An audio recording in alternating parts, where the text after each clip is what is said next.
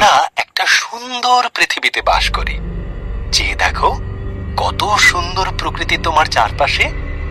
চলো আমরা সৃষ্টির শুরুতে ফিরে যাই, দেখি বাইবেল আমাদের সে বিষয়ে কি বলে। সৃষ্টির শুরুতে ঈশ্বর আকাশমণ্ডল ও পৃথিবী তৈরি করলেন। ঈশ্বর অন্ধকারকে বললেন, আলো হোক। এই আলোকে তিনি নাম দিলেন দিন, আর অন্ধকারকে নাম দিলেন রাত্রি। প্রথম দিন শেষ হল।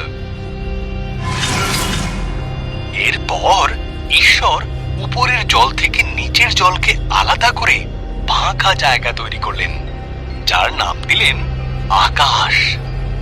দ্বিতীয় দিন শেষ হল। ঈশ্বর সমস্ত জল একত্র করলেন, এর ফলে শুকনো জায়গা দেখা দিল।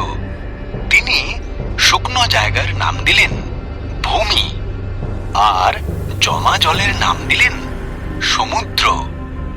তারপর তিনি তৈরি করলেন ঘাস, শস্য ও গাছপালা। তৃতীয় দিন শেষ হল। এরপর ঈশ্বর আকাশে বিভিন্ন আলো তৈরি করলেন, দিনের জন্য সূর্যকে আর রাতের জন্য চাঁদ ও তারাদের তৈরি করলেন। চতুর্থ দিন শেষ হল।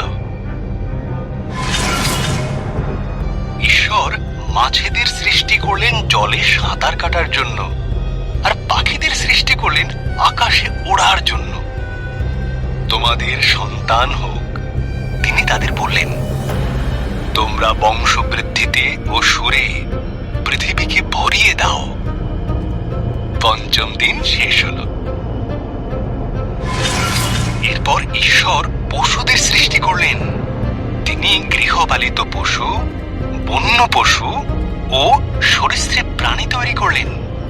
ঈশ্বর বললেন, আরো একটি সৃষ্টি বাকি আছে, যা সবার মধ্যে অত্যন্ত মূল্যবান।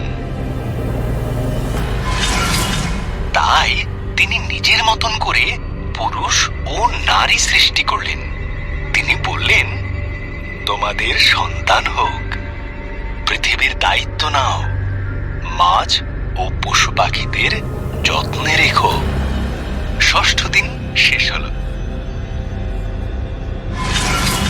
এরপর ঈশ্বর দেখলেন তাঁর সমস্ত সৃষ্টিকে খুব সুন্দর।